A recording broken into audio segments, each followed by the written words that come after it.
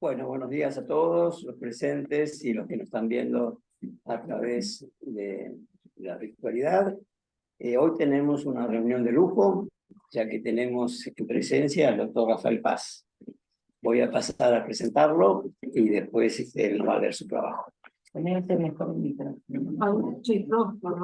¿Ahí? ¿Se escucha mejor? Sí. Repetilo de lujo. Bueno, vamos a repetirlo de lujo. Esta reunión es de lujo, porque lo tenemos presente al doctor Rafael Paz. Y bueno, voy a pasar a presentarlo. Si bien, bueno, obviamente la mayoría de las personas lo conoce, pero bueno, puede haber alguien lejos que no lo conozca. El doctor Rafael Paz es médico psicoanalista, fundador y titular con función didáctica de la Sociedad Argentina de Psicoanálisis. Es miembro fundador de la Asamblea Permanente de los Derechos Humanos y profesor honorario de la Universidad de Buenos Aires. Es autor de numerosos trabajos sobre teoría y clínica psicoanalítica y acerca de la relación entre psicoanálisis y sociedad. Es autor de Psicopatología, sus fundamentos dinámicos, un libro clásico con varias ediciones y reimpresiones. Y también es autor de Cuestiones disputadas en la teoría y en la clínica psicoanalíticas del año 2009 y autor de Psicoanalizando de 2017. Hoy nos va a presentar su trabajo El ser capaz de soñar y el ser del dolor. Saco el micrófono. Sí, ¿le queda mejor?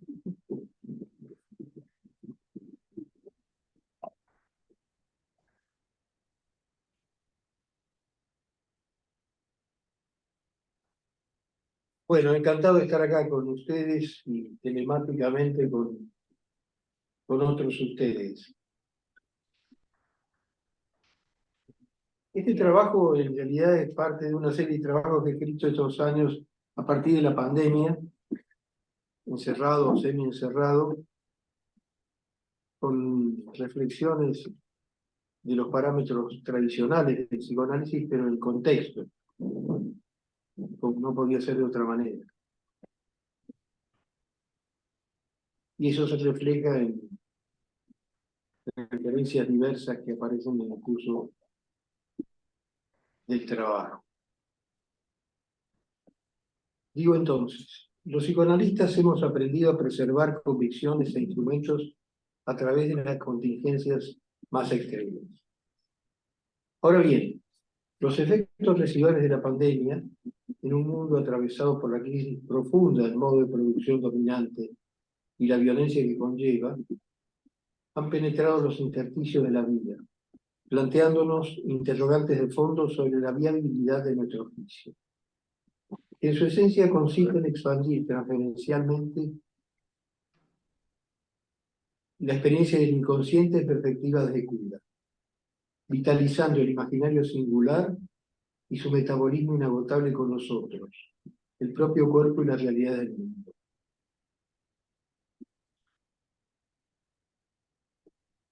Jugando un papel clave en esta complejidad del modo en que las narrativas flotantes, en un medio escéptico que favorece la retracción emocional, chocan y se entrelazan con la singularidad de la experiencia que proponemos, tendiendo a sofocar. En donde nace lo imprescindible de sostener un núcleo imaginante productivo, evitando su arrasamiento por circunstancias límite o por la banalización insidiosa de la condición humana. A mí me pasó lo que veo que le ocurre a muchos psicoanalistas con algunos años de experiencia, algunas décadas de experiencia, ¿eh? Que nos volvemos de alguna manera más unicotianos. Algunos pegan el salto y se vuelven relacionalistas. Pero es interesante, ¿no? La curva etaria y la curva del retorno a la madre, digamos, a las zonas íntimas de la subjetividad, de los intercambios emocionales. Y eso es potenciado por el contexto pandémico, ¿no? Donde nos amontonamos de hecho y por forzatura. Para decirlo de una manera espectacular y sintética, revalorizar a Castoriadis en la dehiscencia histórica del pensamiento francés entre Castoriadis y Lacan. primacía del significante, primacía de la producción imaginante. Es un esquema, pero es orientativo de la cosa. Donde nos hemos animado a darle la jerarquía que tiene la producción imaginante a la revalorización del papel de la madre, pero no la madre terrorífica de Melanie Klein, sino la madre acogedora, acompañante y envolvente de otros desarrollos analíticos, inclusive de ingleses más buenos que Melanie Klein, léase Pillon. De donde nace, reitero, lo imprescindible es sostener un núcleo imaginante productivo, evitando su arrasamiento por circunstancias límite o por la banalización insidiosa de la condición humana. Pero es en tal estado de cosas, cuando el ángel bueno de la certidumbre, es una expresión extraordinaria de Proust, como diría Proust con delicada precisión, parece haberse cansado, y todo gesto de bien improvisación sin garantías, el psicoanálisis busca una vez más reencontrar su lugar. En una empresa iluminista y romántica a la vez, con afán de cura y de verdad. Yo creo que me abrió los ojos un documental de Canal Encuentro, hace un tiempo, y lo vi 3 o 4 veces, lo recomiendo muchísimo, sobre el romanticismo. Y me di cuenta que uno eludía el ser romántico, me parecía una cosa medio suavezona y dudosa, digamos. Pero la influencia del pensamiento romántico en Freud, en la medida que uno lo lee, es impresionante. Un trabajo, la transitoriedad. Pero si ves un trabajo romántico por antonomasia, ¿no? La contingencia del ser puesto en perspectiva estética y existencial, radicalmente existencial. Pero a la vez iluminista, duramente iluminista. Iluminista estético, sistemático. En tiempos que exponen lo mejor y lo peor de nuestros modos de ser, a pasar por una vida erótica, es decir, de ampliación y calidad existencial, se ha tornado esencial para quienes lidiamos con sufrimientos actuales y anhelos profundos, topándonos con límites que requieren maneras inéditas de sostener el compromiso reparatorio y la ambición de curar, para que ellos hagan lo suyo. El umbral de la tarea reside en recuperar el territorio de la productividad imaginante con el fin de curar entendiendo, dando cabida para eso los materiales que sean: miedos absurdos, pensamientos irreverentes, producciones estéticas, narrativas diversas, sueños, síntomas o pesadillas. Conjunto heteróclito, en el cual los procesos de verdad se revelan si un continente adecuado le da lugar, potenciando el cruce entre el cuerpo pulsional y socialidad esencial, como el hecho simbólico propio de la singularidad de cada uno. Y que a menudo la superficie convivencial sobreadaptativamente soslaya, oculta e intenta tener a raya. Poner en juego a los sueños y con él al imaginario productivo se muestra a veces como una suerte de refugio último de una práctica acosada por realidades abrumadoras. Y en cierta proporción eso es verdad. La fagocitosis de los procesos íntimos y creativos, en una cotidianidad regida por los circuitos actuales de valorización del capital, le hace el consumismo, el hartazgo de propaganda, la invasión absoluta y la saturación del imaginario. Y uno se descubre a sí mismo cantando canciones con ritmos impuestos por los vendedores de productos. Yo canto, para desgracia de mí mismo, lo del arroz.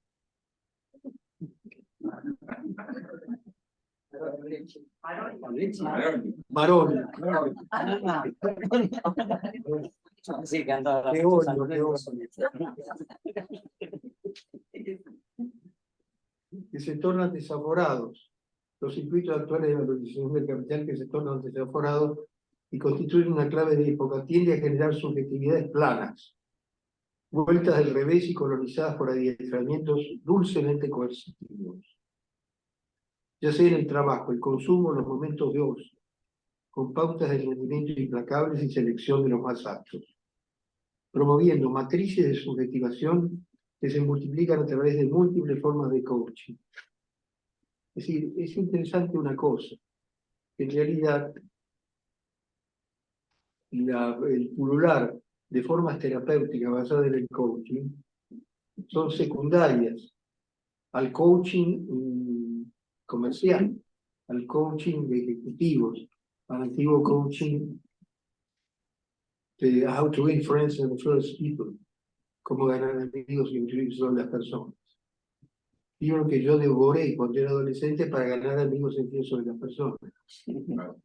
No sé si lo logré tras algo a décadas de trabajar como un enano, como psicoanalista, y publicando y escribiendo libros para ganar amigos y influir sobre las personas. Dale Carnegie, que fue el primero. Yo veía otro, lo viste. Yo hice ejercicio también. Carmen Atlas. Era un alfeñique. Era un alfeñique.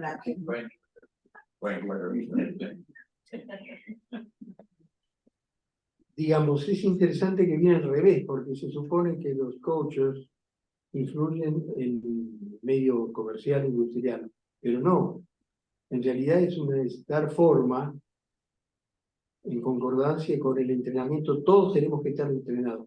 Incluso la expresión que se utiliza, lamentablemente los que enseñan a hacer ejercicio físico, los acompañan y todo lo demás, es entrenamiento, como si estuvieran preparando para algo que es la vida. Ya sea en el trabajo, el consumo, los momentos de ocio, con pautas de rendimiento implacables y selección de los más aptos, promoviendo matrices de subjetivación que se multiplican a través de múltiples formas de coaching, eventualmente eficaces en entrenamientos circunscritos, pero absurdas para modelizar formas de vida o estrategias terapéuticas que se sustenten en proyectos de verdad. Insisto mucho en la cuestión de la verdad porque creo que es absolutamente clave. Esto es, que favorezcan la puesta en valor del procesamiento de lo propio, disociado o reprimido, accediendo a verdades digeribles y asimilables, según contextos, por definición cambiantes, que las recojan en una clínica consecuente con sus fundamentos. Pues de otro modo regresionaría hacia lo pre-freudiano, pre-winnicottiano y pre-muchos otros idiotas. Para nuestro hacer contamos con que algo ancestral y a la vez íntimo se sostiene e insiste, neutralizando lo colectivo malo, que sintetizo en el sálvese quien pueda. Merced a anhelos y deudas consigo mismo que buscan realizarse, y en lo que nos apoyamos. Relaciones próximas de calidad, vínculos de cuidado, preparatorio, experiencias compartidas de contención y reconocimiento que legitiman sin ceremonia la puesta en juego del conjunto de anhelos que cada uno es. Pues el sojuzgamiento nunca llega a ser total. Esto es crucial en los momentos que vivimos. En tanto existan posibilidades de subjetivación que buscan realizarse de la forma que sea, incluso las más diversas o extrañas, y cuyo germen reside en vínculos primarios de amor y de pensamiento, confort primordial consigo mismo, pero que necesitan de refrendamiento por los buenos lazos actuales. 2.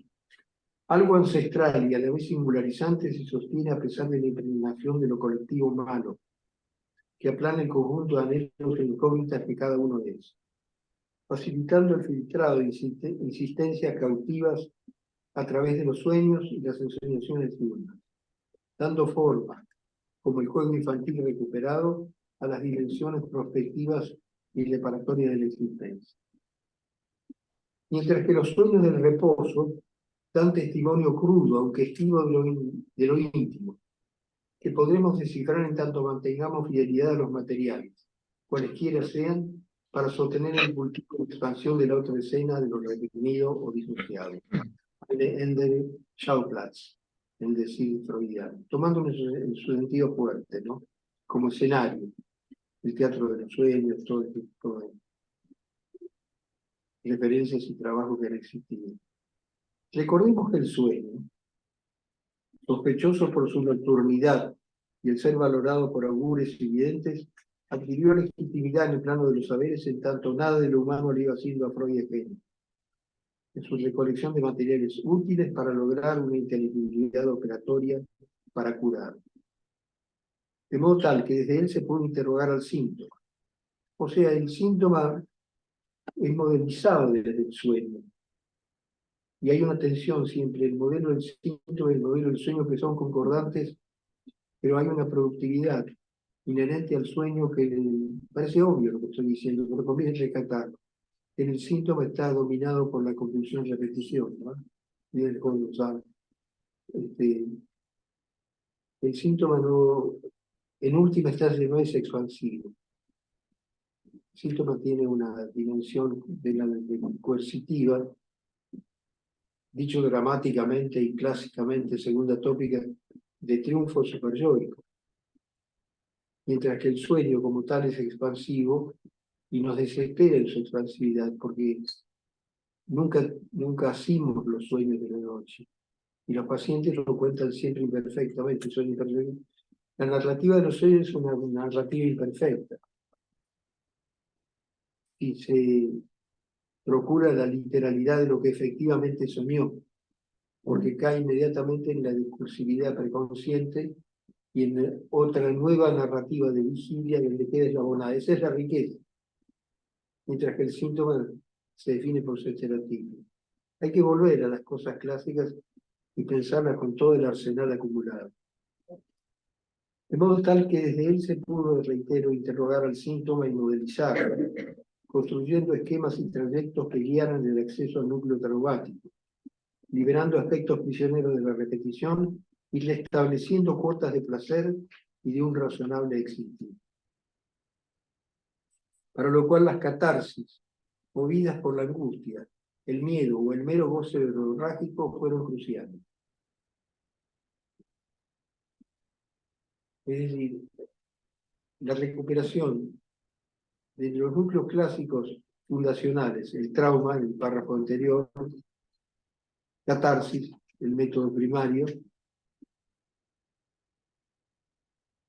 en otro contexto. Haciendo que las marcas de lo real y la producción imaginante encerrada en el corazón del síntoma pudiera ser, viaje en el tiempo, retrotraída a sus orígenes, cerrando el circuito de una terapia causal. Soñamos lo que deseamos, pero no lo sabemos, pues está reprimido por angustia, vergüenza o culpa, constituyó el primer escalón en el camino de su jerarquización como material. Rápidamente matizado con lo de realización transaccional y el requisito de su interpretación caso por caso, sin excluir la incidencia de marcas simbólicas y ordenadores culturales compartidos y transgeneracionales, sumergidos, pero activos en la producción propia, la cual implica censuras y, por tanto, rodeos y componendas en pos de la consumación deseante, constituyendo además una función reparatoria de los apremios de la vigilia, salvo cuando las pesadillas vuelven concreto lo indigerido e invierten el sentido emoliente y vital del guardián del reposo.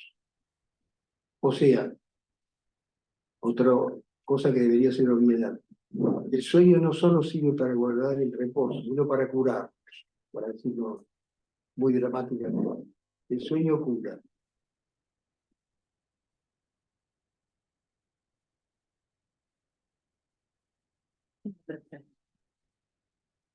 Tengamos presente el contorno defensivo respecto a la escena de intimidad radical y en última instancia de inaccesibilidad anhelada temida. Gracias. Pues el logro paradójico es la soledad, donde la singularidad insiste. ¿Qué puede ocurrir si llegan a lo más mío que yo mismo apenas sé? Pero el susto del gran julepe, si no llegan,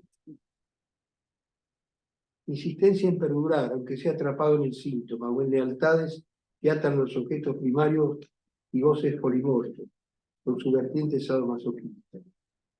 Dimensiones del ser solo desmontables por elaboración paciente en regresión y captables por descifrado y empatía, presencialmente mejor, o a distancia, telemáticamente, y nunca agotable del todo, como los sueños y su memorable orden. Conexión que conduce a Nabim, ¿no? El abismo.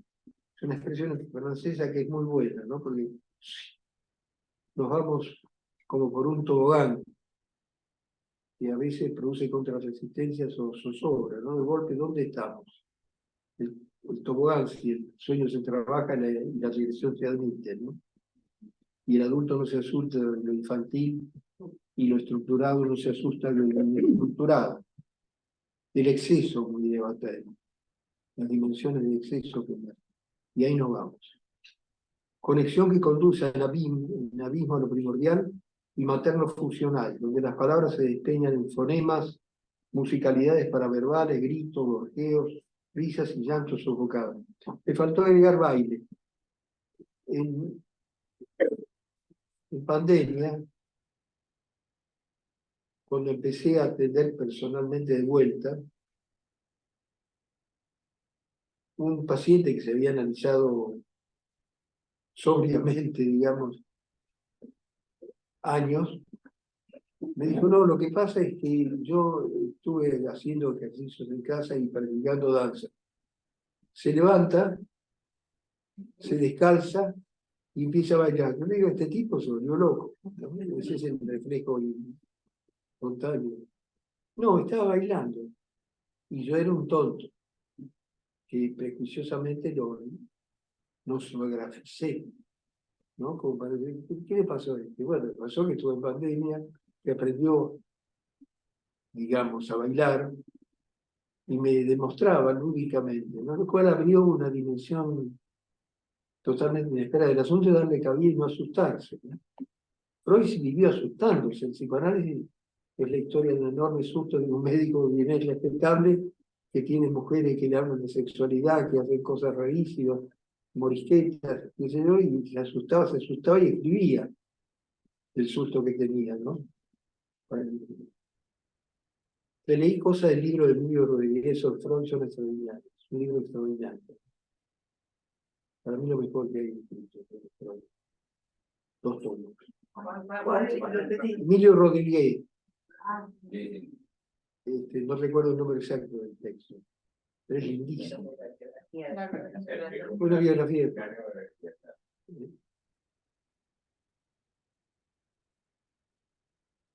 Conexión con un senadismo primordial, trabajando los cuales se revaloriza el ahínco freudiano para avanzar en tierras incógnitas, de las cuales dio cuenta mediante abstracciones, como la del extraordinario esquema de transmutación de las funciones y especialmente el erotismo anal. Si yo tengo un enamoramiento profundo, ¿verdad? Como amores nuevos, gente que se pone de novia rápido, como está ocurriendo ahora acá en nuestro país, sino un antiguo amor, es el artículo de Freud, transmutación de las funciones, especialmente el erotismo anal. Es extraordinario ese trabajo, para pensar. En él, ¿se acuerdan? El sujeto en devenir es concebido en cadenas equivalenciales. Pene, ese niño, regalo, dinero, que hacen a la matriz socializante transcultural postmaternaje primordial. Si Freud es un genio, es porque escribió esto, como una demostración concentrada.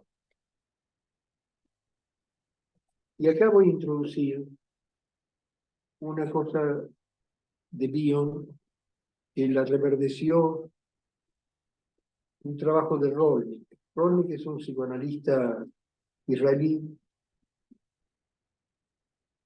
Me lo mandó Mónica Horvis al trabajo. Y lo leyó hace muy poco en la Sociedad Científica de la Vida. Hace pocos días. Yo lo voy a mandar a Sam. Lo tengo en inglés. Mi hebreo es frágil. Donde trabaja Rolnick en relación con la crisis terrible política que hay en Israel, en las categorías bionianas de cesura y de corte.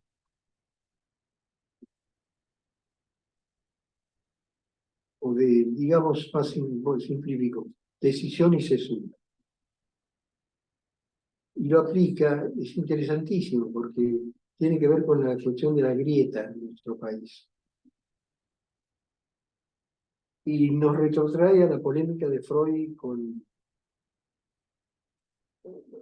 Rank y el trauma del nacimiento, donde a diferencia de Rank, que decía, bueno, el trauma de nacimiento y un corte radical y absoluto, Rowling fecunda la idea ioniana de cesura, que hay continuidad, hay un trabajo de la continuidad en el seno de lo nuevo y del corte.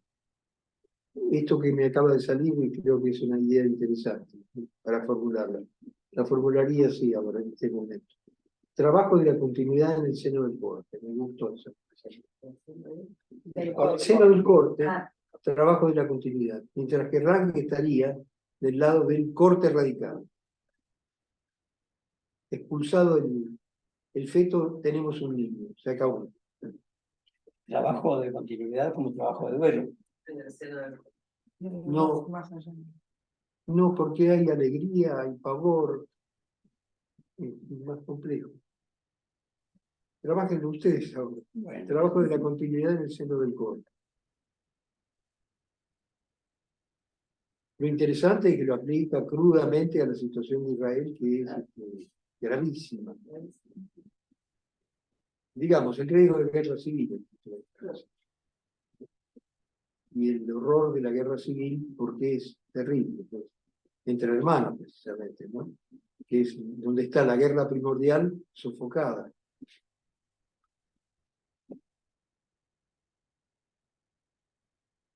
Y yo lo pongo en continuidad con la secuencia PNS, niño, regalo, dinero. Es decir, la simbólica en la cual se introduce, y Paul Ricard mediante lo uso, las narrativas en las cuales se introduce. Las narrativas, el niño nace y ya está en una narrativa, es hablado, es narrado. No solo es hablado, sino que lo narran, lo empiezan a contar. A contar no numéricamente, sino hacer un cuento con él. Y hay disputas familiares, a ver a quién se parece, a quién no se parece, con lo cual va introducido ahí, como ser el lenguaje, pero en ser un imaginario productivo, no meramente como un significante, chato. Donde el cuerpo socializado arcaicamente se hace símbolo entre símbolos y se torna transferencialmente accesible. Es decir, como cuando llegue adulto a psicoanalizarse, intentaremos traer todo eso a transferencia. Ese plural de símbolos que lo marcaron en narrativas en las cuales fue hablado y fue marcado por el habla y por el trato. Trato y significancia, nunca significancia sin trato. Cómo lo tocan, cómo lo ponen, cómo lo acunan, cómo le dan. Orientando así nuestras exploraciones con un mapeo sugerente de formas y entrelazamientos que atraviesan los tiempos, marcan a las sucesivas generaciones. Todo lo cual da consistencia al imaginario social constituyente. Imaginario social constituyente. Ese entretejido simbólico que se redefine en Castro Portal.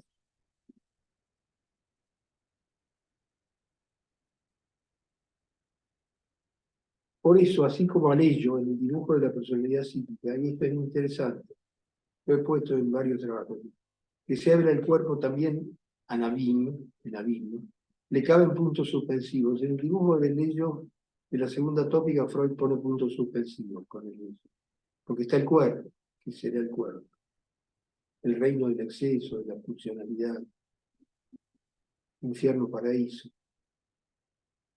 Y acá, en transmutación de las pulsiones, también hay puntos suspensivos. Él es el niño regalo venenoso. Sigue la cadena simbólica. Señalando cierta indeterminación, lo mismo ocurre en el proceso que va desde la fusión a la diferenciación en el seno de la matriz antropogénica, el cual no concluye nunca, pues el inacabamiento definitorio de nuestra especie en su inmadurez neoténica es esencial. Siempre estamos constituyendo. Tal es la brecha, nunca saturable por madurez y ecuanimidad, que los psicoanalistas hemos de asumir como oportunidad, pues, constituyendo una vulnerabilidad potencial enorme, es lo que nos da la posibilidad de acceder a las modalidades íntimas del ser. Yendo a la clínica, un efecto de tal disponibilidad receptiva y propia de la clínica en pandemia tendía a relativizar la figura diferenciada de paciente y analista, al juntarlos en un común de miedo y desamparo. Con el riesgo de sumirse en una fratria, en el mejor de los casos, que aplanaría los vínculos, homogeneizándolos por indiferenciación. Efecto inexorable, pero, y sin dejar de valorar empatías activas y fraternizaciones novedosas, el oficio y la ética del compromiso terapéutico movía a sostener las diferencias necesarias en su valor instrumental. Comentamos algo de esto antes de pasar al dolor. Me parece bueno. Entonces queda abierta la discusión. Dejo de compartir un ratito.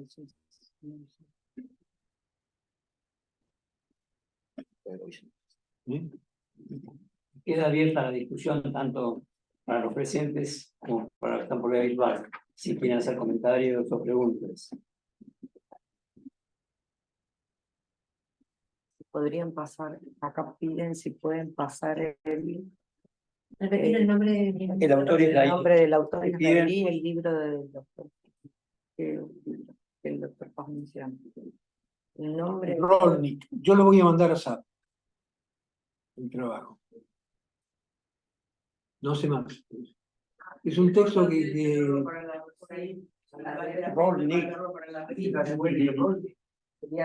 le pido a Mónica, porque lo leyó la otra semana en terapia. Del documental sobre el romanticismo, el título del documental sobre el romanticismo. Canal de encuentro sobre los románticos. Creo que son 3 emisiones del canal de encuentro. Una serie que de 3 capítulos. Claro. Canal de encuentro, los románticos. Ok. Es lindísimo.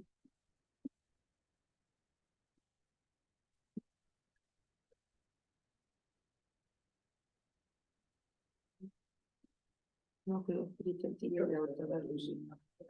Es un artículo. No es un libro, es un artículo. Hay que aclararlo. Están pidiendo a mí. Es un artículo del doctor Rolnik. Un artículo leído en la Sociedad Científica, si el nombre exacto que estoy citando, es de la Biblia.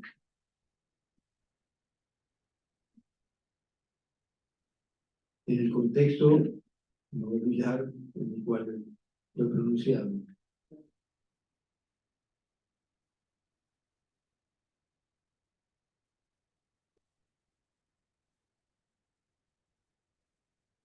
Quería comentar un detalle. No, porque estaba recordando que ese tema, Sueños y Dolor, fue el tema del año pasado. El simposio. El simposio del año pasado. Sí, sí. Claro. Entonces, no, estaba efectivamente pensando en la famosa cita de Virgilio de Freud en el libro de los sueños, ¿no? La de no pudo conmover a los ríos intelectuales, a los infiernos, ¿no?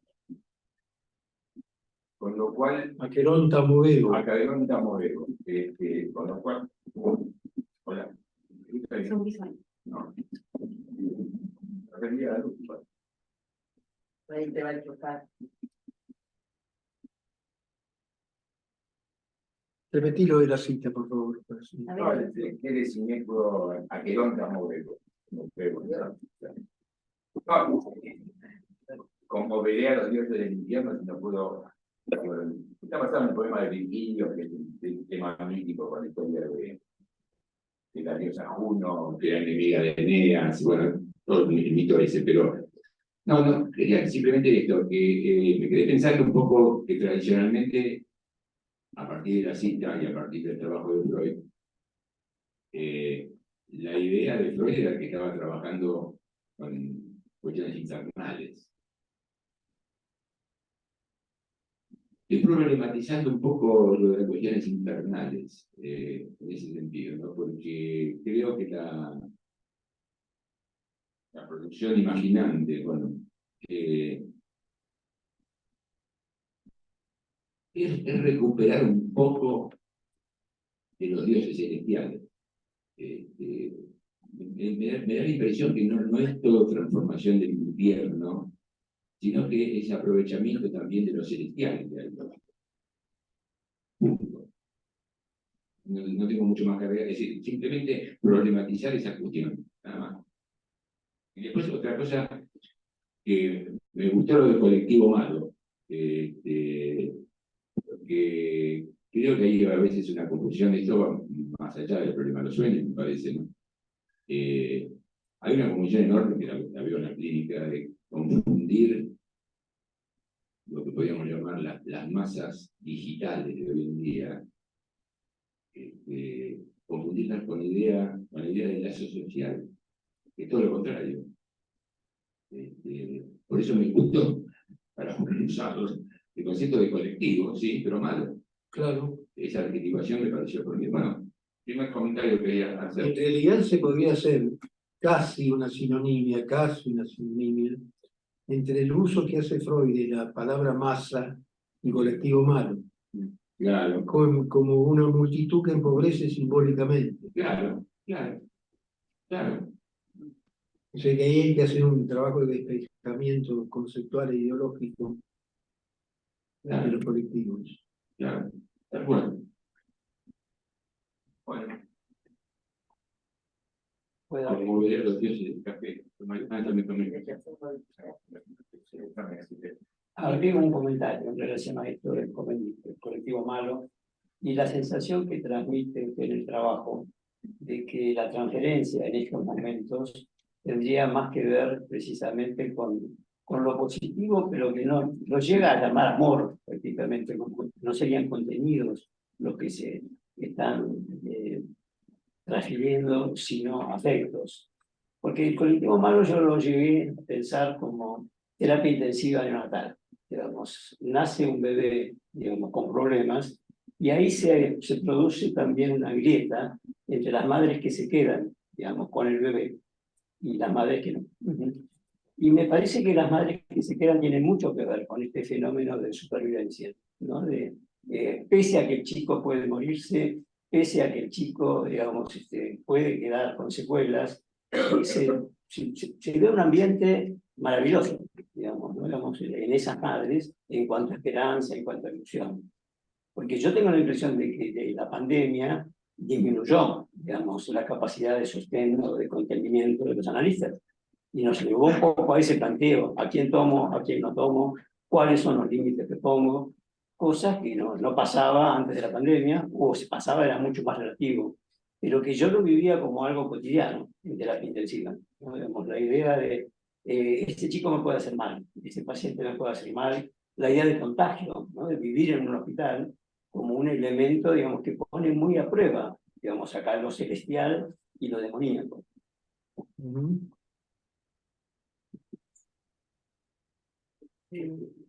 Dar la palabra. Sí. Quería comentar que toda esta lectura me resonó una experiencia personal que yo tuve durante la pandemia y que me permitió la lectura de esto poder volverle a dar una vuelta. Le venía dando alguna vuelta de tuerca, pero darle una vuelta más. En abril del 2020 me internaron por COVID. Digo, abril del 2020, recién empezaba el COVID. Para mí fue toda una sorpresa porque, bueno, yo había tenido 2 días fiebre, no me había sentido bien, había hablado con mi clínico, no había salido prácticamente, así que no pensaba que me había podido contagiar de ninguna manera el COVID. Pero bueno, mi médico clínico me dijo hacer tal cosa, pasaron 2 o 3 días, se me fue la fiebre, estaba bastante desganada, muy tirada, pero bueno, yo suelo tener muchos estados gripales y he conocido de todo, hasta gripe A tuve, así que no estaba sorprendida. Pero tenía el deber, él me dijo no hagas nada, yo tenía el deber de avisar, porque había que avisar. Entonces avisé. Por supuesto me vino a buscar una ambulancia, me pusieron escafandras, de todo, me metieron en una ambulancia y aparecí en el sanatorio, donde me hicieron los estudios para hacerme un hisopado, una placa, a ver qué es lo que tenía, y yo estaba segura que iba y volvía.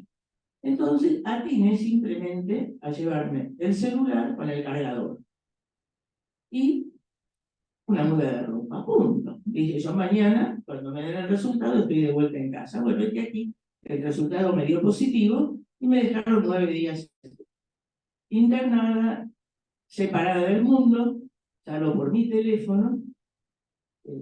Y en ese momento era absolutamente encerrado. Me tocaban un timbre, me tenía que poner el termómetro, tomarme los datos, bueno, hasta la ventana no se podía abrir. Así que era un estado de reclusión. Pero yo me sentía desganada, pero me sentía pensante y pudiendo reflexionar en lo que me pasaba y diciendo, pero yo no tengo miedo en este momento, me siento bien, de esto voy a salir, etc. ¿Qué puedo hacer? Lo mejor que puedo hacer es trabajar. Entonces, dado que tenía mi celular, decidí trabajar los 9 días que estuve ahí internado. Me acuerdo que lo llamé a Vicente, fue la única persona a quien le avisé en ese momento, y le digo, mira, yo me siento, la verdad, tengo ganas de trabajar porque siento que esto me está sirviendo de algo, o puede servir de algo. Y bueno, así fue como ninguno de mis pacientes tuvo ninguna percepción acerca de todo este tema. Fue un momento en que yo soñé mucho, soñaba todas las noches y mucho me despertaba soñando, anotaba algunos de los sueños, después los pensaba, y la verdad que fue muy curativo el estudiar mis propios sueños. Por eso digo que fue muy interesante y creo que después me vi que esta experiencia del no miedo que yo tuve y de confianza y de haber pasado por la situación me ayudó a pensar mucho y a poder ayudar y cada vez pues fui haciendo más winnicottiana en ese sentido. Tal como aparece, pero por esa percepción, yo decía, bueno, pero acá estoy maternando a todo el mundo. Y cada vez todos mis pacientes se me habían tornado, todos, en una situación de maternaje. Leyendo este trabajo dije, voy a contar esta experiencia porque me parece que justamente habla de que captaste muy claramente qué es lo que nos pasó y fundamentándola acá además en la situación mía, realmente fue así. Y fue muy prematura, digamos, porque que esto pasa en el abril del 2020 me marcó, digamos, todo el resto de la pandemia. No tenía bibliografía. No. Lía. No. Lía. Muchas gracias por el testimonio, Lili. Lili, atendé que te estoy agradeciendo. No, me parece una cosa valiosísima. Y una cosa respecto del sueño. ¿Será que soñabas más o que estamos soñando siempre, pero la vigilia impide que los sueños que siempre estamos soñando accedan en plenitud a la conciencia Yo creo que sí, porque además y a la condición relatable? Era todo el tiempo conmigo misma.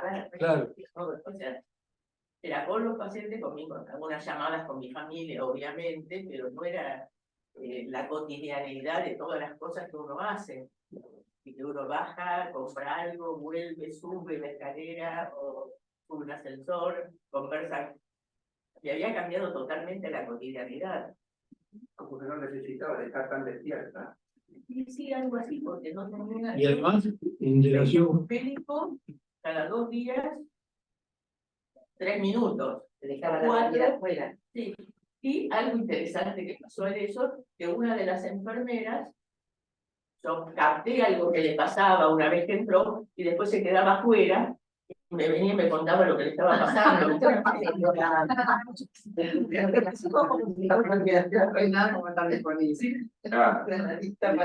El colectivo bueno.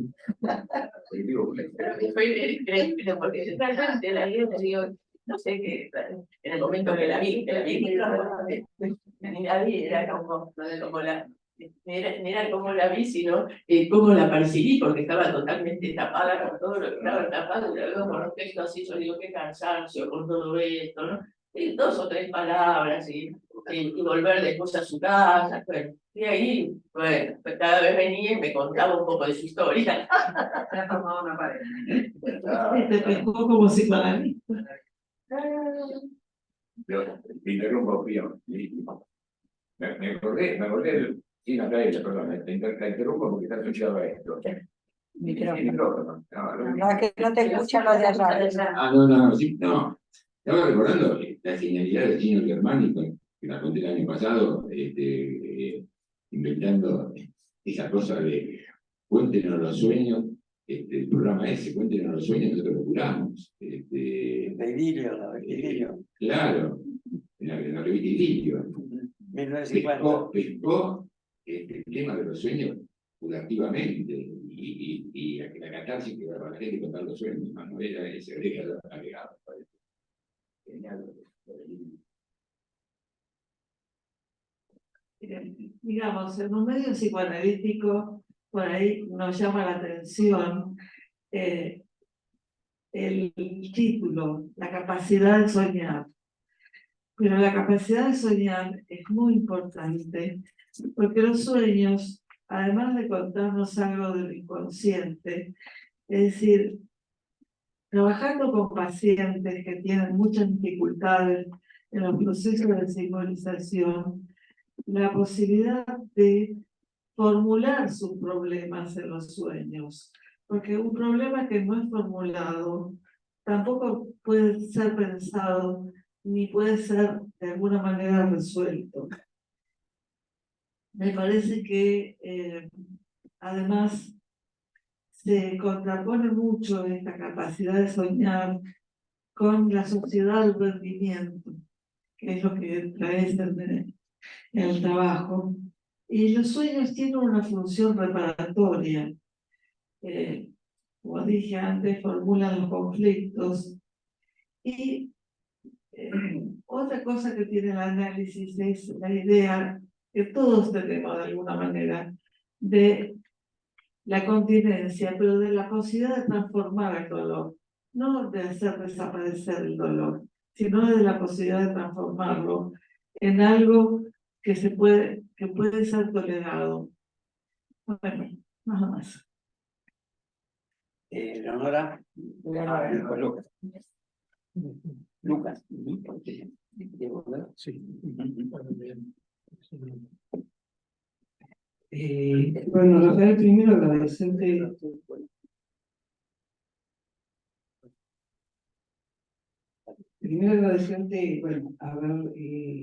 bueno, hacer llegar este trabajo a todos nosotros, porque se recupera algo de la pandemia, pero el tratamiento de la pandemia, en ese sentido, que cae, por lo menos lo que a mí me pareció, que cae en el olvido, y es algo muy reciente.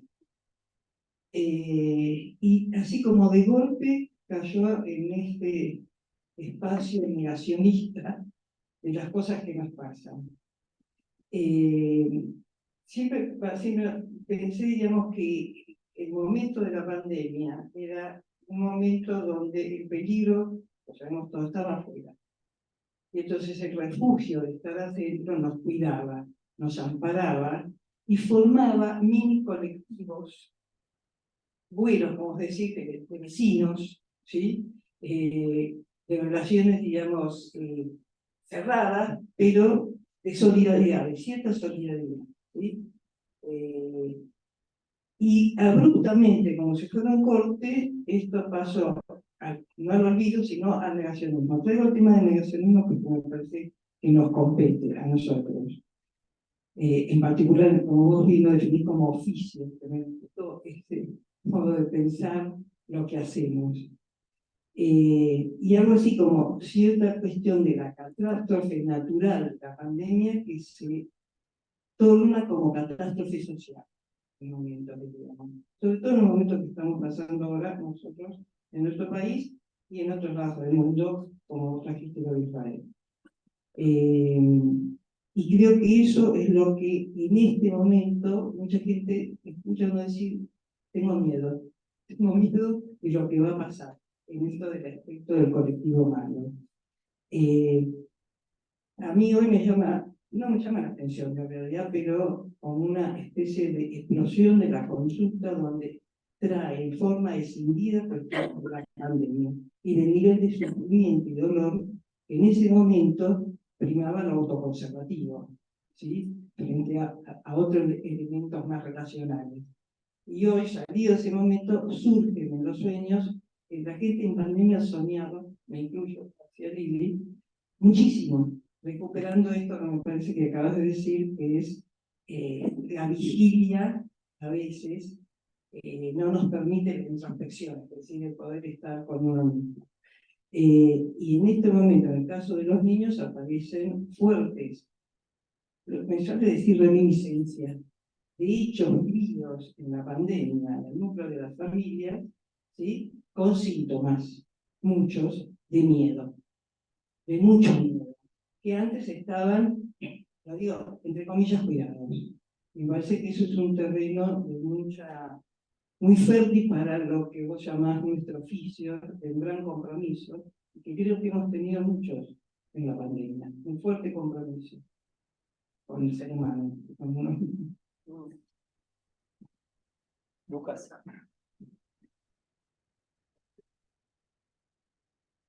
Bueno, desprolijamente entre la lectura y lo que fuimos charlando, se me ocurre retomarlo de lo colectivo malo. Decías como masa que empobrece simbólicamente. Yo pensaba que a la vez se instala interiormente y se juzga. Vos decías que nunca totalmente. Hablabas de los coaching, entiendo yo, como modos de forzamiento sobreadaptativo, ¿no? Así que de allí. Todo esto me hizo recordar textos como de David Lieberman, Ideología de la Crianza, en El cuerpo al símbolo, cuando él habla de la imposición de un modelo ideal sobre el niño real que termina sobreadaptado con trastornos psicosomáticos. Y también la cuestión de los ideales culturales dominantes de Rubén. Y después pasé a la capacidad de soñar, y me da la sensación, bueno, que es una capacidad que debe ser sustentada por el medio. Y la capacidad de soñar termina siendo una resultante no solamente individual, porque tomándolo de Lili, que podía estar más retirada y no sobreadaptativamente despierta, podía tener acceso a sus sueños. Entonces, ¿qué pasa con los medios que no permiten soñar? Bueno, muchas gracias. Me gusta mucho el texto. Gracias a ustedes.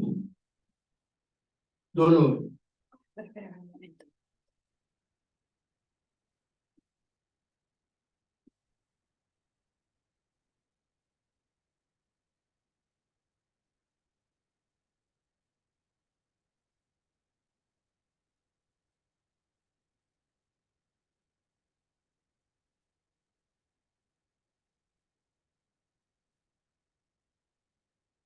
El dolor, por su cualidad de absoluto, de presencia innegable, tiende a capturar el núcleo del ser.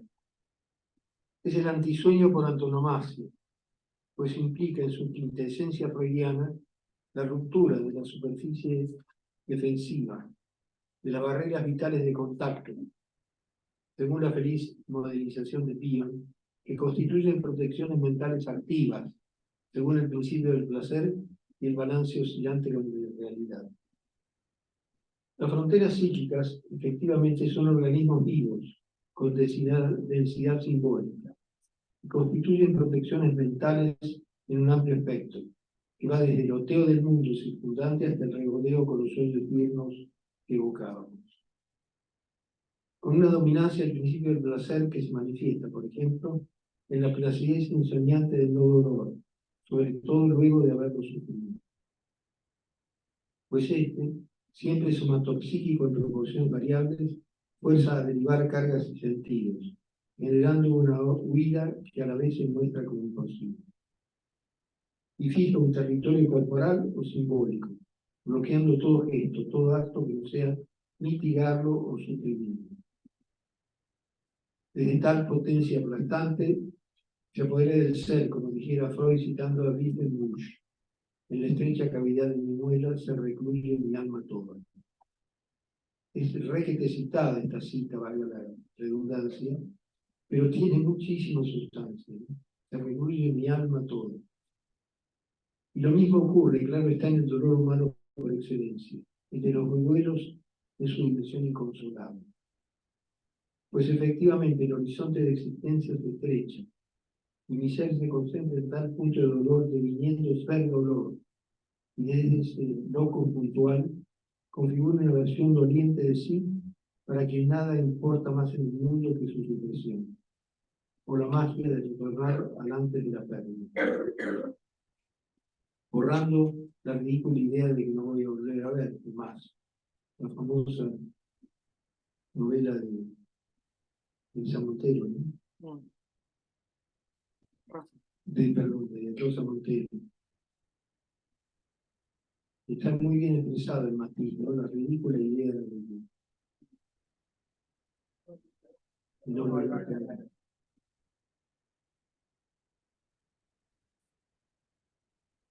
Que viene de Marie Curie. Pero para todo dolor se abre otro camino, aquel que mediante un trastocamiento topológico colosal que desplaza la economía psíquica en toto al territorio del ello, del exceso radical, hace que el dolor se asuma como el generador de un goce supremo, dando lugar a todo el polimorfismo que cabe imaginar, inconcebible para una linealidad de sentido común convencional, del principio del placer.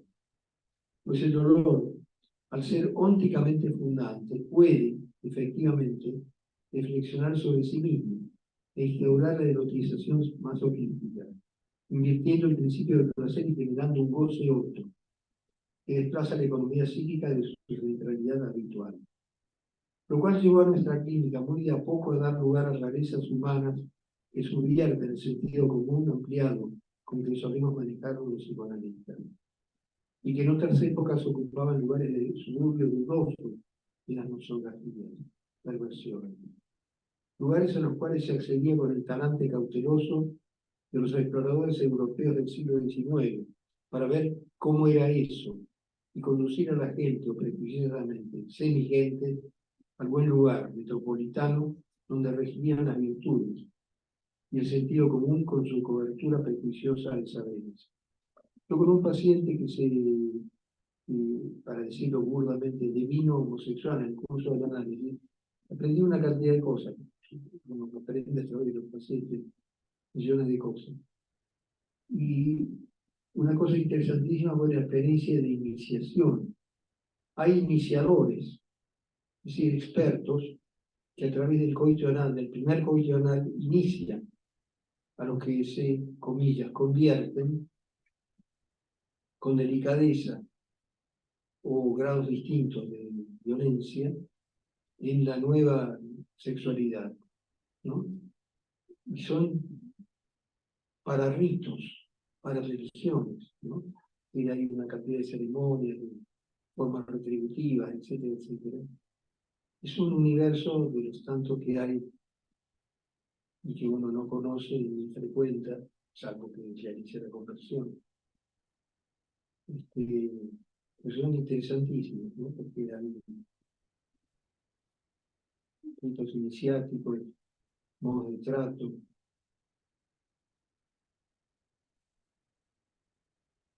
Novedades. Demos un giro más a la cuestión. La ruptura de las superficies protectoras o la marcación corporal iluminable de los dolores profundos sitúa de manera incontrastable al ser, el ser ahí sufriendo. El ser ahí sufriendo. Al definir identidad y caída súbita de la presencia de cuidado y amor, el dolor materializa el desamparo.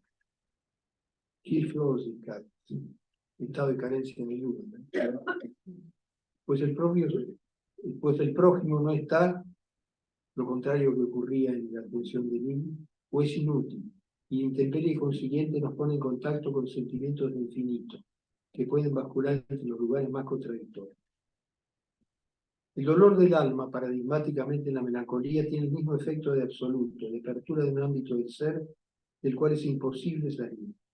Y de hecho, el dolor cabal no puede ser soñado, conduce inexorablemente al despertar. Pues en su lugar y momento de incidencia, rompe la trama donde el imaginario singular traza realizaciones de deseo con expansión eventual de escenas realísticas. Pero también, y aquí reside la secreta ambición de curar, puede, y afortunadamente suele ocurrir, un estado de transferencia positiva sublimada, surgido espontáneamente en el curso de la vida, o logrado en el seno de la cura, dé cabida al dolor de enterarse, merced a la esperanza de su transformación. Es decir, que las intensidades del dolor repetición se truequen en dolor señal, apto para los anhelos de existir.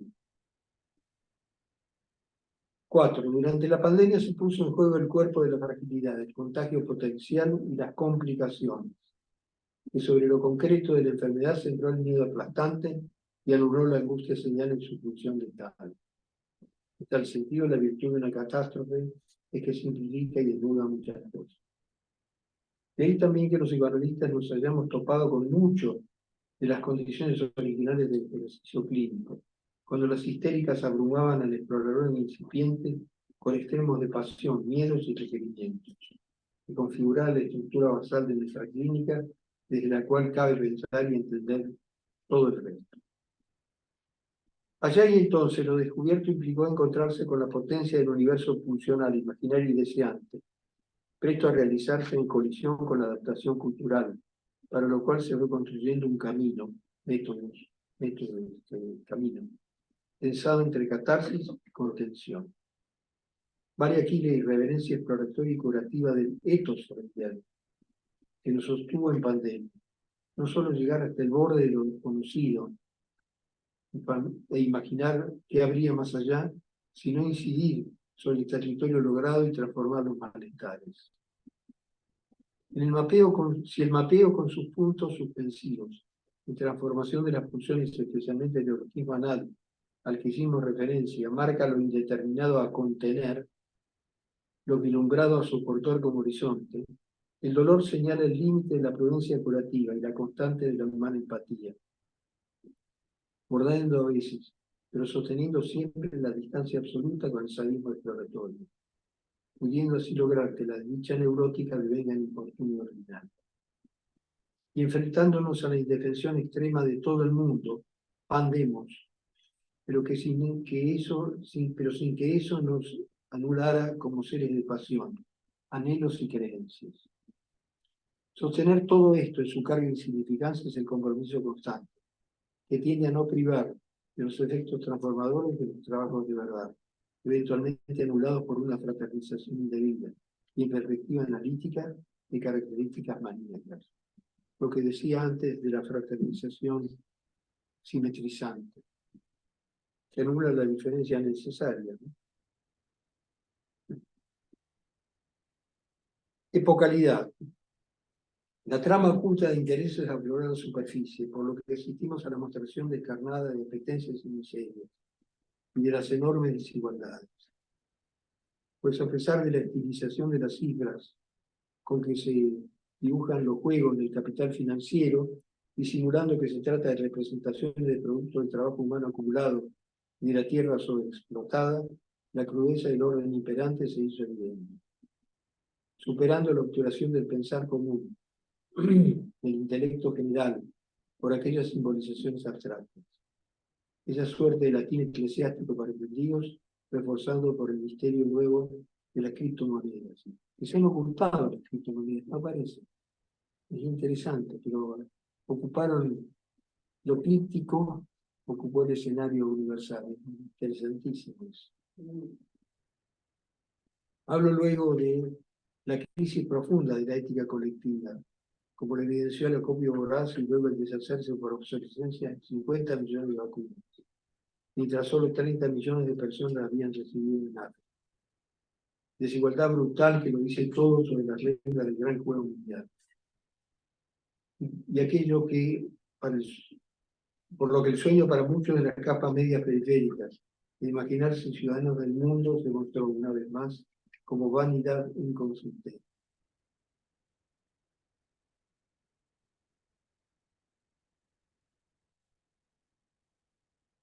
Todo esto redobló su vigencia en la conmoción actual y el vacilar de convicciones, siendo un efecto notable de las circunstancias que mucho de lo que usualmente exige bucear en lo profundo se expandiera en superficie, con lo cual los dragones vienen hacia nosotros.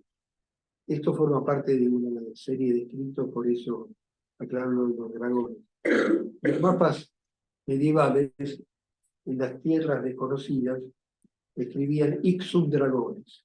Es decir, los tipos suponían a priori que más allá de lo conocido había dragones. O sea, mejor no meterse, ¿no? El dragón de San Jorge.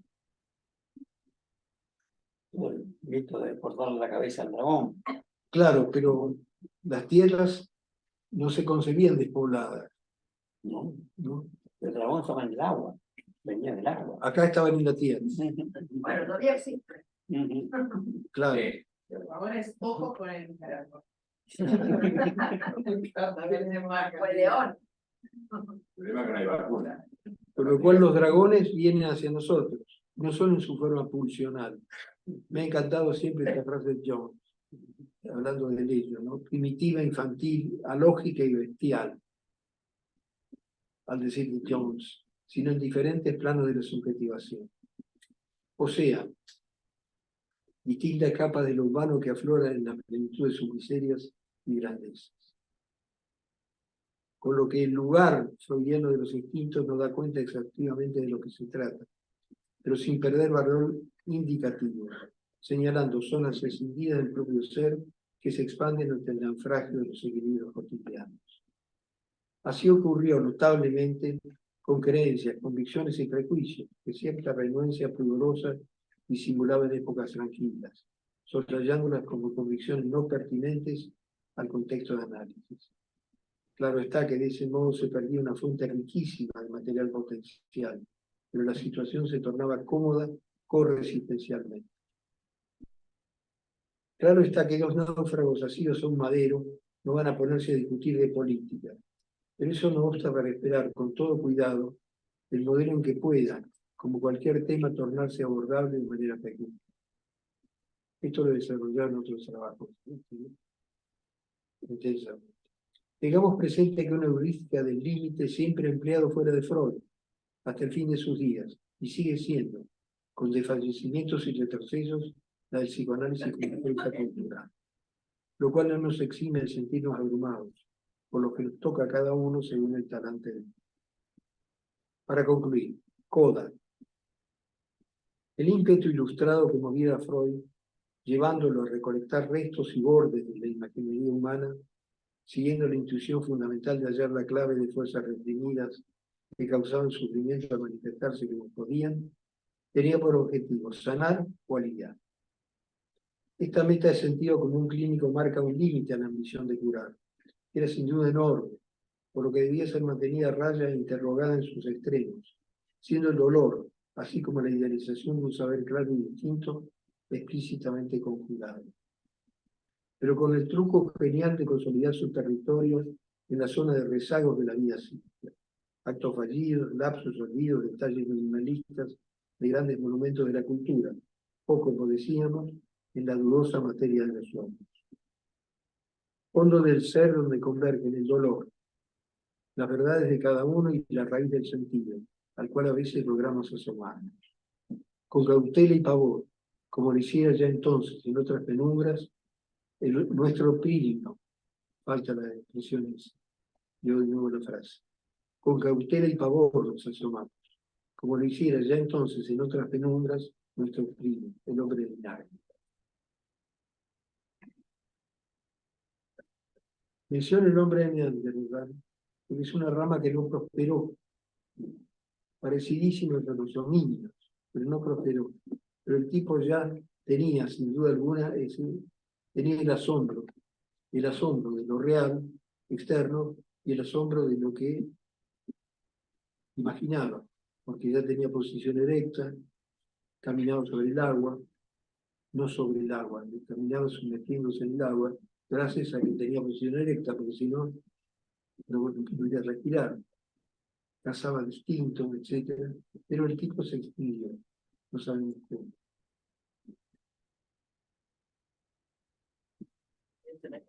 O sea que no solamente la prédica es regresionemos y seamos niños, sino regresionemos y seamos un poquito neandertales en contexto analítico.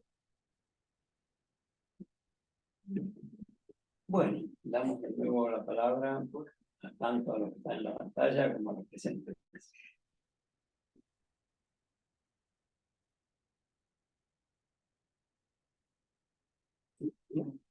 No, eh, una de las teorías de la desaparición de los Neandertal es que decían que tenían el cerebro mucho más grande que el Homo sapiens y que consumían mucha energía, necesitaban mucha energía, entonces necesitaban mucho alimento.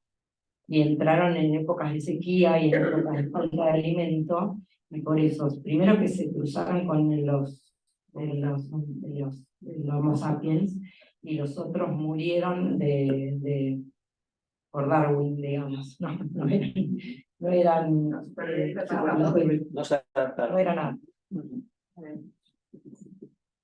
Bueno, un comentario que yo podría hacer también es que, primero, como Rubén planteó, esta reunión es consecuencia del simposio anterior, donde se planteó precisamente como que estábamos en un momento de tanta conmoción que prácticamente no hubo comentarios, pero se propuso que se retomaran los trabajos y se discutieran. Y es evidente que es mucho más fácil hacerlo con un tiempo de digestión, ¿no? Diría Paz. Yo recuerdo, porque me impresionó el comentario de Lili, la denominación de trabajadores esenciales, ¿no? Digamos, que se planteó en ese momento, que creo que tiene mucho que ver con lo que hoy Rafael dice, que se siente más médico o más cerca de Winnicott, porque hay colectivos buenos, como por ejemplo gente que trabaja en terapia intensiva, que diariamente se expone a infectarse, digamos, a perder la vida en función de un anhelo reparatorio, que evidentemente es una vocación, y que a mí me pasó como alguien, y no como paciente, pero trabajando, de que uno encuentra, entre comillas, con todo lo que esto significa, gente muy buena en un lugar que exteriormente se llama siniestro. Normalmente se relaciona a terapia intensiva con un lugar siniestro, pero cuando uno está allí queda maravillado, digamos, o con una sensación de transferencias rápidas. Creo que ella dice, digamos, hay una fluidez en la comunicación y un deseo de vida, digamos, porque acá no está en juego de vuelta tomando lo productivo, la calidad, sino la cantidad, que el bebé sobreviva y que las madres sueñan inclusive con el bebé a los 20 años, pero hay una ilusión y una lucha y una esperanza porque sobreviva, como que cambia totalmente la óptica.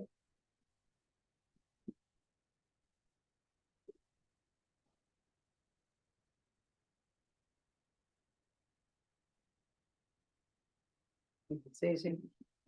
No, nadie que levante la mano.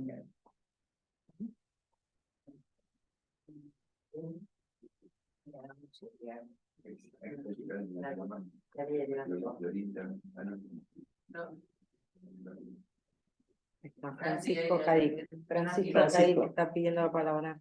Francisco. Sí lo diría, pero ahora no lo digo. Ahí está, primero, Ahí está. sí.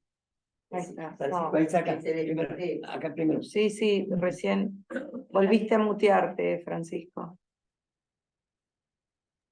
Ahí Bueno, está. ahora sí. Sí. Bueno, lo primero es la alegría de verte, Rafael, después de la pandemia. Y la pérdida de estas rutinas, ¿no? Que vamos recuperando, pero que ya no son, algunas ya no son las mismas, como está descrito en el trabajo. Está muy descrito. El tema de las consecuencias de la pandemia ya, por suerte, va adquiriendo interés para distintas disciplinas, ¿no? Entonces, no solamente, bueno, y obviamente para el psicoanálisis, así que algunos que veníamos diciendo esto es más digamos, no es nada más que una gripe, y acá en el trabajo está descrito como siempre. Yo decía, después que pasa algo importante, ¿no? Yo espero el trabajo de Rafael, porque tiene esa capacidad, es un pensador, Rafael. Este va a ser mi comentario porque los temas están muy, muy bien y da para más, ¿no? Discutidos, y cada uno de ellos, esto de Nierdental, por ejemplo, sería lindo para seguirlo, pero espero el trabajo de Rafael, porque el flaco, además de ser un tipo pensante, obviamente un pensador, Rafa tiene una capacidad enorme para nominar, para sintetizar, para decir esto que se llama así, esto lo llamamos de tal manera, y deja una facilitación para hablar de un tema. Me acuerdo que, y termino acá porque si no me voy por las ramas. Me acuerdo que cuando trajo el término de el espacio psicoanalítico, ¿no? Uno podría decir, sí, el espacio donde se desarrolla el psicoanálisis, pero él hizo mucho más que eso. Él describió los fenómenos que se desarrollan en ese espacio psicoanalítico, que son muy singulares, y todos los conocemos, y la transferencia, la resistencia, la neutralidad, pero él hizo una especie de descripción particular de ese espacio. Bueno, justamente eso que es tan difícil a veces de lograr como el espacio psicoanalítico, me parece que es una de las cuestiones que se vio perturbada por esta cuestión que penetró, como dijo Rafael, hasta el intersticio, ¿no? No recuerdo la palabra, pero no importa. Así que yo creo que, como otras veces, estos trabajos de Rafa van para, no solamente para que a mí me ayuda a seguir, ¿no? Y a entender lo que estamos haciendo desde hace años ya. Y bueno, y nada más. Así que, Rafa, querido, es un gusto verte primero, y además un gustazo nuevamente encontrarme con tu sabiduría, flaco. Un abrazo muy grande. Carlos Tavia quiere hablar. Corresponde Rafa, Car- querido. Carlos. Sí. Carlos Tavia. Tavia. Ahí sí, ahí está. Se oye ahora. Bueno, buenas tardes desde aquí, desde Barcelona. Primero agradecer el texto porque como estos textos son condensados, tienen muchas puntas, ¿no? Y uno lo puede tomar en distintas direcciones, pero ciertamente que son muy, muy fecundas. Yo me quedé, desde que lo leí, con esta imagen de dos náufragos asidos a un madero, no van a ponerse a discutir de política. Me parece una imagen fantástica, porque de alguna manera cuando estábamos en pandemia, estábamos todos con peligros, ¿no? Estábamos lo que el doctor Rafael pone como una fratria.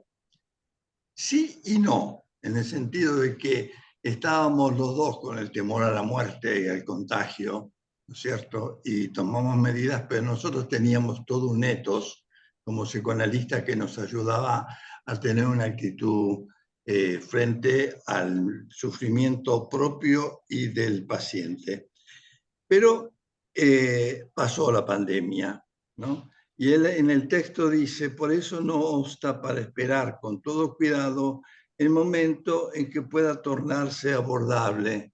Y acá me pregunto si tendría que ponerme a pensar ahora porque me surgió al escucharlo, si hemos hablado con nuestros pacientes lo que hemos vivido en aquel momento de la pandemia, o ya pasó y estamos, digamos, sumergidos en el presente que nos va llevando. Este es un tema. El otro tema es, nos agarramos a un madero, y el madero aquí significó modificar el setting ¿no? Acá en España se prohibió, no se podía recibir a los pacientes. Bueno, nos apañamos y empezamos a trabajar online, pero después volvimos, ¿no? Y de hecho rápidamente volvimos a lo presencial.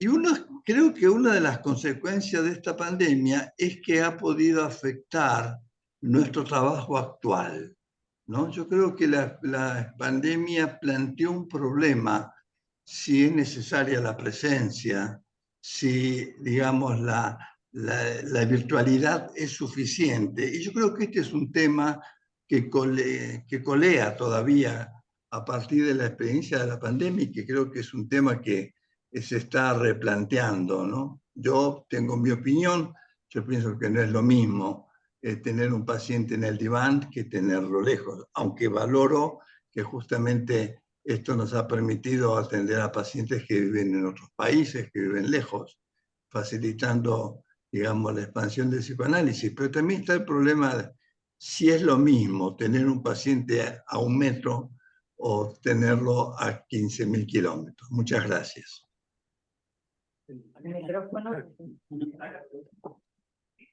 Sí, gracias por las intervenciones. Voy a tomar un punto nomás de lo que decía Tavia.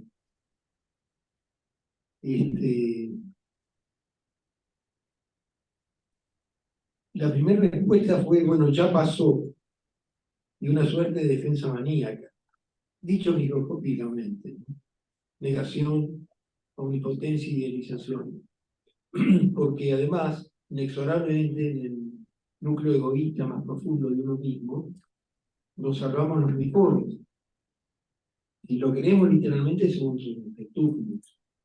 Pero bueno, mejor pasaba a ser, por ejemplo, la condición de estar vacunado, de lo que fuere. Pero hay una elección de los dioses. Luego, si nos ponemos en el nivel primario, ¿no?, de nuestra matemática. Bueno, entonces ya pasó. Y el ya pasó, ese adverbio temporal marcante, ¿para qué volver atrás? ¿No? Hay un desagrado al respecto. Creo que en ese sentido había poner el dedo en un punto muy importante, que es la rememoración pausada que se va dando ahora, incluso entre nosotros en este mismo acto, en esta misma circunstancia. Ponernos a recordar y la contribución de Lili es perfectamente congruente con todo un tiempo que ya ocurrió y transcurrió. Son los tiempos humanos para recordar, que incluyen los duelos. Algo tremendo nombraste a Vicente hoy.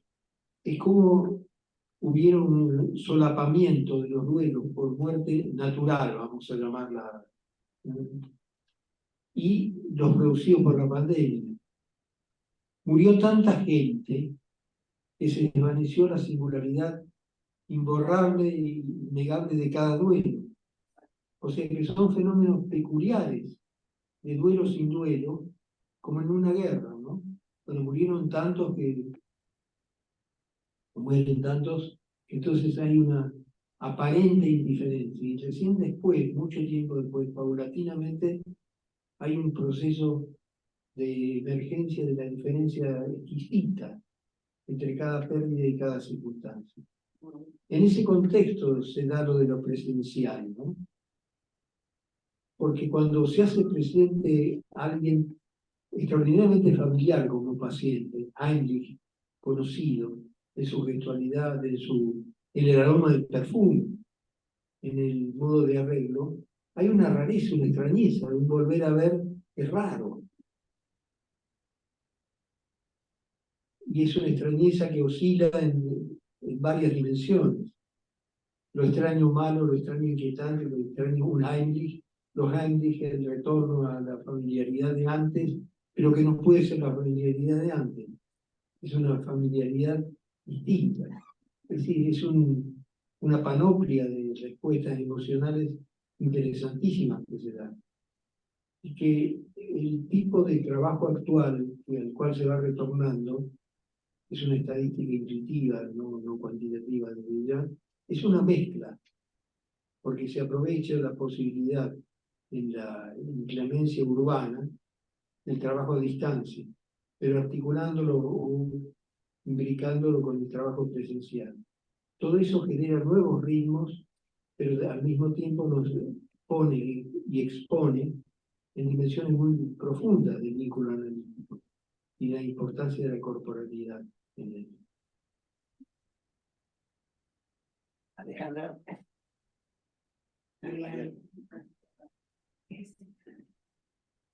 Sí, yo pensaba, Rafael, con esto que vos decís, es como acá, parece como lo de antes, pero no es lo de antes, es diferente, hay más allá en la compu que acá, ¿no? Son más los de crema, no sé si cuánto. Y entonces, esa sensación de extrañamiento que produce, ¿no? Pensaba también en el consultorio, cuando yo tengo que volver a atender en el mismo escritorio de la pandemia, en el mismo lugar, me genera una angustia y también es compartido con los pacientes. Que te dice, ¿no? De repente por ahí si se genera una sesión virtual y en vez de atender el consultorio atiendo en mi casa, la misma experiencia de antes genera mucha angustia, es una experiencia muy dolorosa, que me parece que todavía no procesamos, ¿no? Somos iguales pero somos diferentes y eso genera una confusión. Y pensaba al mismo tiempo, como salida de la pandemia, una explosión del consumo visto en viajes, es impresionante la gente cómo viaja, salir a comer afuera, y consumo también desde las experiencias terapéuticas, un poco todo el coaching, las constelaciones, todo esto. Pero cómo a su vez sigue vigente esto de la pregunta, esto que vos decís acá, de cuando el paciente viene y dice, ¿qué puede ocurrir si llegan a lo más mío que yo mismo apenas sé? ¿No?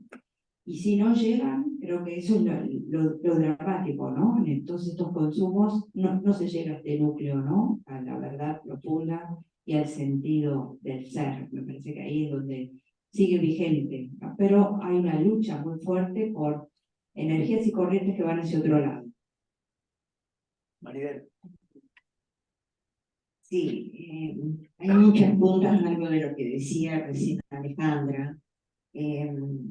A mí me pareció que pacientes que había tenido hace muchos años volvieron a llamar y creí primero que lo hacían para ver si yo estaba viva, ¿no? Para chequear ese dato, como que no se animaban, que lo hicieron como una confirmación, en primer lugar.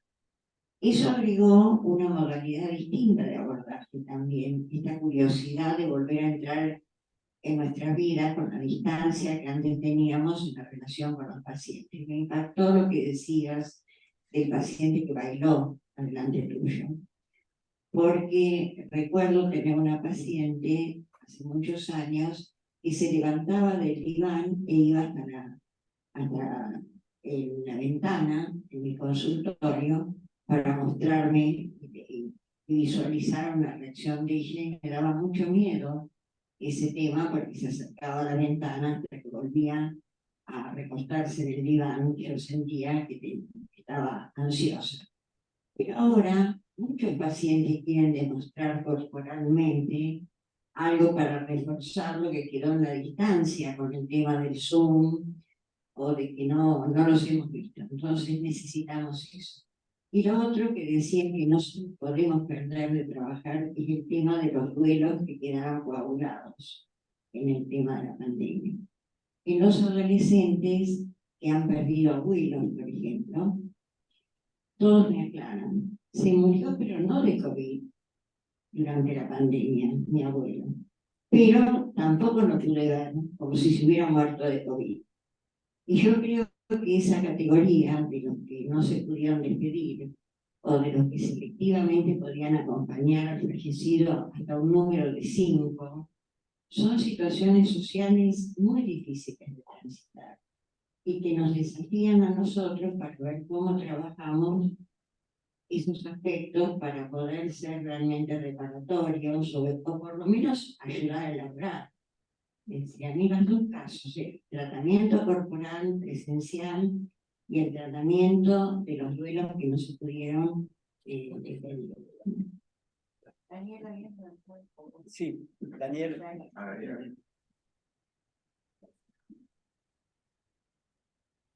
primero, muchas gracias, Rafael, por todo lo que nos transmitiste. De un modo desordenado, me gustaría si podrías hablar algo más del tema del dolor, tomando en cuenta lo siguiente, tomando en cuenta las múltiples versiones, digamos, vértices, como diría Bion, en particular el vértice religioso, lo que han tratado, distintas religiones, lo que han tratado de hacer con la problemática del dolor.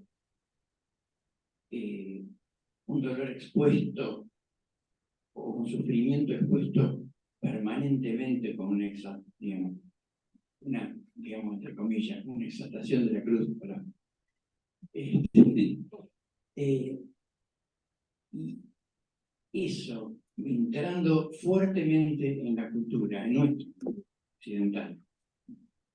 Y la contraparte, el intento médico de supresión del dolor, el valor de la anestesia, digamos, la importancia de la anestesia, por otro lado.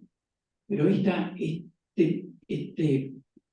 polarización, diría yo, de dos fenómenos o dos en modos de darle entidad a tomar la entidad del dolor. ¿Cuál es esa difícil postura nuestra como analistas para ir reconociendo aquello donde lo que podríamos decir la aceptación o la capacitación para poder tener cierta cuota de dolor necesaria, ¿no? Porque daría la impresión de que así fuera, tal vez no, pero daría la impresión que la permanente tendencia o a exaltarlo o llevarlo al tratamiento sadomasoquista del tema o de llevarlo a su anulación, privara impidiera una cantidad de cosas, quizá, entre otras, empatías, además de interiorizarse más en algo más sustantivo. Bueno, quería agregar algo en relación a esto. Yo no sabía, cuando comentó sabía que en España se prohibió, digamos, atender. Acá no fue así, en el sentido de que los trabajadores esenciales sí podíamos atender, sobre todo a los trabajadores esenciales, con lo cual tuve mucho contacto con médicos. Y yo diría como que trajo consecuencias que están presentes, digamos, en la actualidad. Primero, bueno, además de morir, muchos médicos en terapia intensiva, muchos renunciaron o pidieron, digamos, licencias, dejaron de trabajar.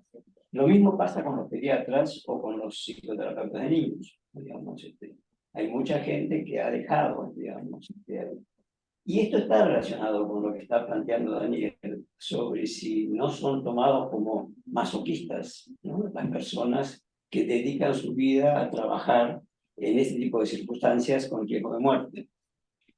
También cuando yo hoy dije en chiste que era un lujo tenerlo al doctor Pasacá, me refería no solamente al trabajo, sino a la alegría de la presencia.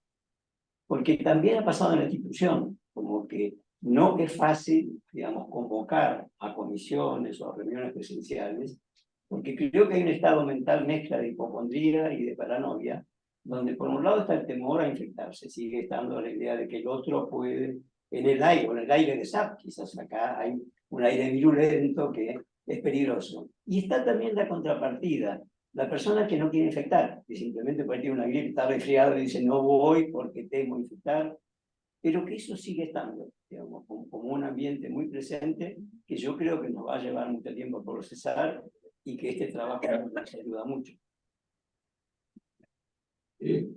Vamos, ¿no? Vale. ¿Está Rubén? Estaría. ¿Estaría primero? No, Rubén primero. Rubén estaba primero, después viene yo. Yo primero. ¿Cómo? Yo primero. Bueno, dos cosas. Una recordar a Freud en relación con el sufrimiento, con las tres famosas fuentes de sufrimiento, y con su comentario, me parece muy simplificador, pero que para defenderse del dolor había dos caminos, la distracción o las drogas.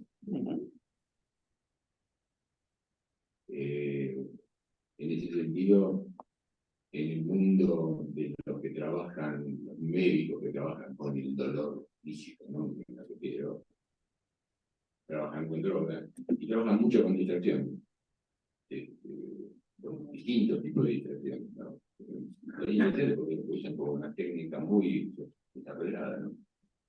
Pero después lo otro, que a mí no tengo ninguna idea de solución, al contrario, es que me parece que la hibridez está instalada para siempre. Hibridez. Creo que somos todos mulas, éramos caballos, nos cruzaron con asnos y somos todos mulas. El señor comentaba con los motivos pueden ser muchos. Uno de ellos es la comodidad, ¿no? Y otro de ellos, inexorablemente, ya está ese aparatito y los otros aparatitos y todo. Como decía Hitchcock decía que en el cine, cuando aparecía en cualquier momento una pistola, un revólver, era porque iba a ser usado. El parafraseo, el celular y la computadora. Es inexorable. Perdón que interrumpa, pero el problema es que las mulas después no pueden reproducirse. Sí, absolutamente. No, por eso el problema de la hibridez me parece que está instalado para siempre. Una frase, bueno, que esta reunión, no es solamente con los pacientes. Yo tengo pacientes que contravencionalmente me gustan más verlos a distancia.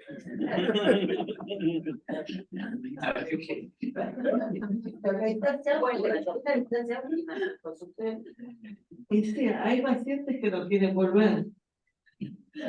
Hay pacientes que prefieren, se sienten mejor desde su casa que viniendo al consultorio.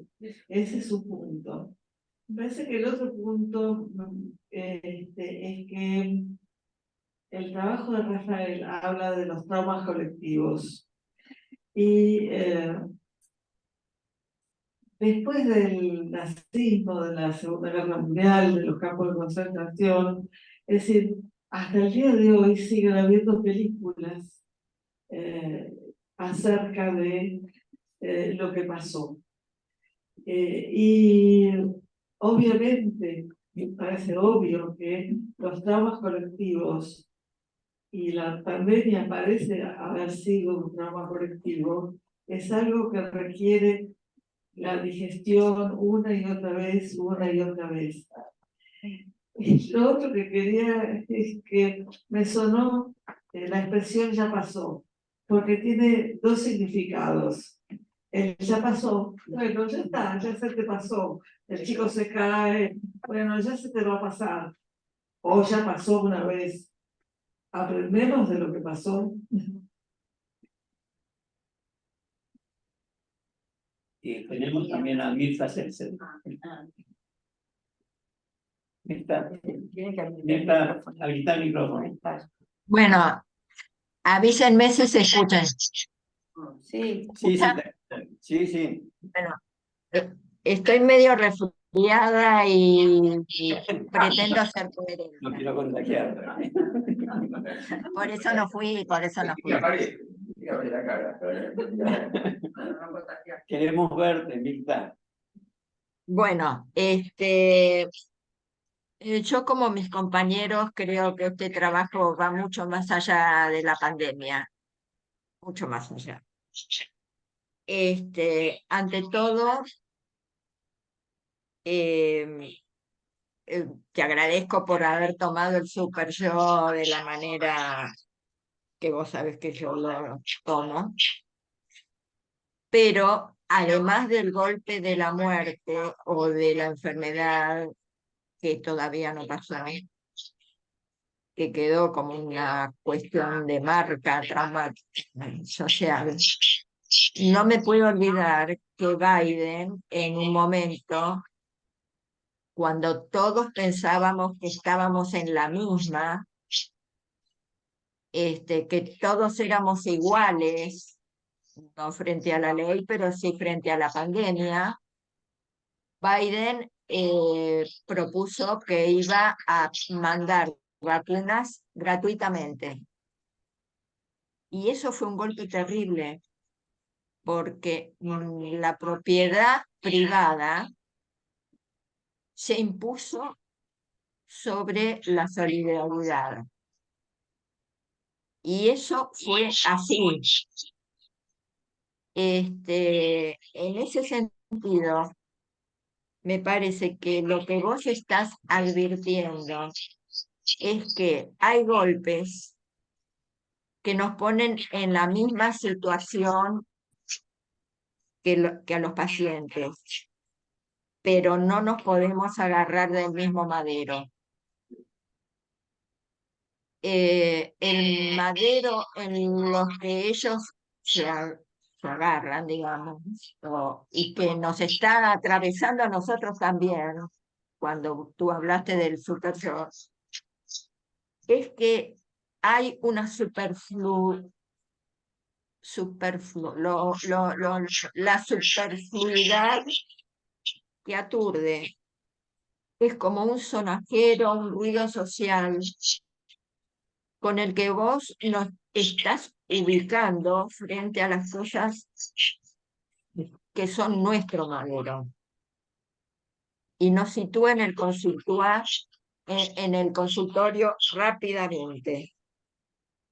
A ver si nosotros podemos zafar de la axiomática capitalista y volver a lo nuestro. Y saber que estamos frente a golpes enormes sociales, sociales, corporales y psíquicos, por supuesto. Yo te agradezco enormemente este trabajo. Con tus trabajos me pasa como cuando voy a los conciertos y digo, todos estos tipos estuvieron ensayando días y días para mí. Bueno, así me pasa con este trabajo, con los tuyos en general. Te mando un abrazo.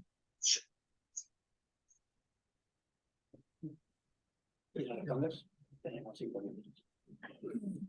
Bueno, creo que ha llegado el momento de concluir, como diría el señor D'Artagnan.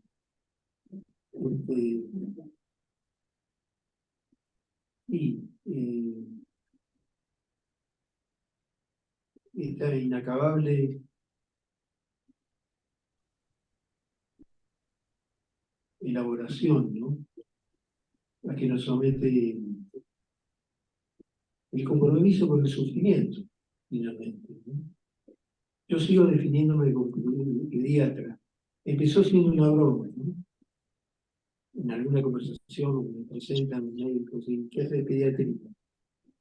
Y ahora lo uso taxativamente, ¿no? Soy pediatra, reivindicando el derecho a nominar el trabajo en regresión y jerarquizarlo.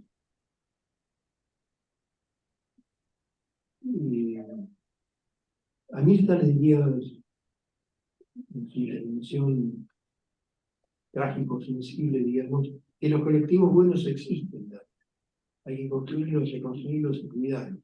La prueba es lo que estamos haciendo acá, y además telemáticamente, ¿no?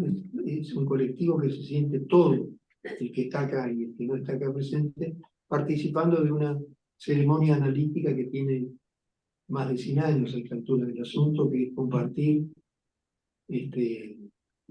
un endliche, lo que no tiene fin, sabiendo que la curación total no existe, que la superación total del dolor tiene su nombre, que es una posición maníaca y estéril, absolutamente, pero que el dolorismo, acá enlazo con lo que vos traías, el dolorismo es un fantasma que los grandes maestros espirituales del cristianismo lo han trabajado. San Gregorio Niceno, por ejemplo, mire que cita estrafalaria en común, dice, no alabamos a las vírgenes por el hecho de serlo, sino por ser vírgenes consagradas a Dios. En el medioevo antiguo percibía que había muchas que podían ser vírgenes, pero porque no habían tenido fortuna, ¿verdad? O porque eran tímidas, o porque tenían fobia a la sexualidad. El asunto es aquel que asume la plenitud de su propio ser en la medida que puede, o sea, la funcionalidad del universo funcional, consagrarlo a Dios. Ahí hay un acto que cualitativamente transmuta el nivel humano en una situación valorativa, axiológica, y pone al cuerpo en una situación ético-estética distinta. No sé si está claro.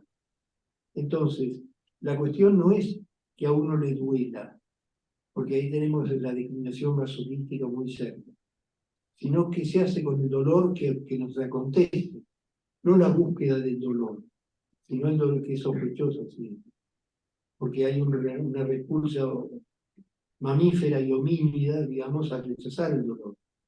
Entonces buscar el dolor es sospechoso a priori. Ahora, producido el dolor, ¿qué hacemos con eso? Bueno, es el desafío existencial constante,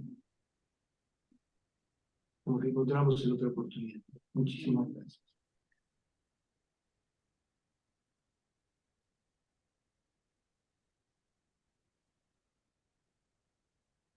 Bueno, y para cerrar la reunión, me parece muy bien esto del colectivo bueno. Somos un colectivo bueno y nos vamos a volver a reunir en el simposio, digamos, el día primero, el viernes primero y el sábado 2.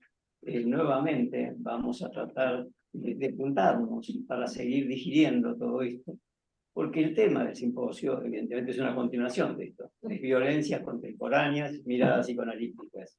Con lo cual, invitamos a todos a que participen y que haya más calor, más presencia y más posibilidad de contrarrestar el frío de la distancia. Hasta la próxima.